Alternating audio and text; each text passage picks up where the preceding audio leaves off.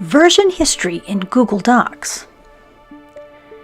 Here I have a nice document that I've been working on for several days.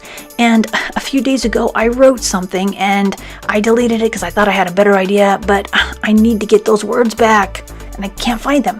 But up here in version history, which is this little circle with the clock on it, it will give me every time that Google saved my document because Google remembers everything. So I go down to the date that I want and I find the version right here. And if this is what I want, I can click on the restore this version and it will restore that particular version that Google saved for me. How nice is that? So don't forget, you can always go back with version history because Google remembers everything. Thanks for watching, and if you hit that subscribe button, you'll get more videos about Google.